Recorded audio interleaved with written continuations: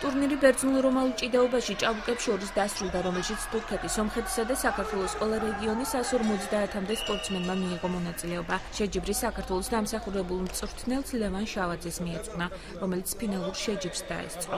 უფრო ფართო მასშტაბები მიიღო ამ ტურნირმა, რომელიც თავისთავად წარადგება არა მარტო ჩვენი რეგიონის, არამედ საქართველოს ნაკრების შევსებას, რომ დაკომპლექტდეს ნაკრები, გამოცდილება მიიღო კარგი და თავისთავად ვიცი ჩვენ, რომ ტურნირზე და შეჯიბრებაზე იზრდება ახალგაზრდა და მომავალი შევსება იქნება ჩვენი საქართველოს ეროვნული ნაკრების. 4 წელია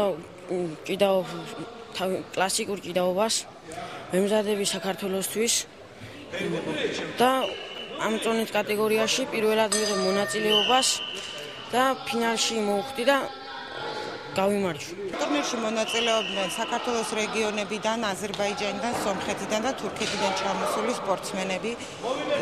ასევე ჩამოსულია მაღალკვალიფიციური საერთაშორისო კატეგორიის მსაჯთა ბრიგადა. ტურნირი გაიმართა 13 წონით კატეგორიაში 4 ასაკობრივ ჯგუფში. გამოვლიდნენ გამარჯვებულები და საპრიზო ადგილზე გასული სპორტსმენები, რომლებიც დაჯილდოვდნენ სიგელებით, მედლებით, ფასიანი საჩუქრებითა და თასებით. დღესვე ბათუმის სასპორტო სკოლაში ქართულ ჭიდაობაში აჭარაში ცნობილი საზოგადო მოღვაწის დავით მამულაძის სახელობის ტურნირი პირველად გაიმართა. მასში ბათუმისა და აჭარის მუნიციპალიტეტების 30-მდე სპორტსმენი მონაწილეობდა. ერთმანეთს 8 წონითი კატეგორიის მოჭიდავეები შეეჯიბრა. პირველი, მეორე და მესამე ადგილის მფლობელები სპეციალური სიგელებითა და თასებით დააჯილდოვეს. ტურნირები აჭარის სპორტისა და ახალგაზრდობის საქმეთა დეპარტამენტის, ასევე ქართული ჭიდაობის აჭარის ფედერაციის ორგანიზებით ჩატარდა. იქნება ტრადიციული და შემდგომშიც გაგრძელდება ეს ტურნირი.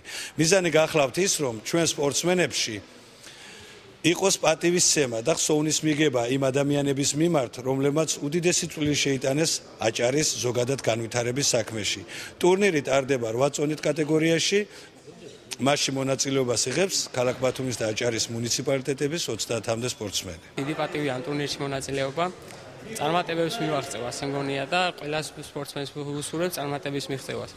და უფრო კარგი იქნება თუ უფრო ხშირად ჩატარდება, რადგან უფრო მეტ გამოცდილებას მიიღებს ყველა სპორტსმენი და დასავლეთში როგორ ექნება შეჯიბრებები, ასე ვთქვათ, უფრო კაი წარმატებებით აუბრუნდებით უკან. ტურნირები ბათუმის სასპორტო სკოლაში ჩატარდა და ის მომავალშიც გაგრძელდება.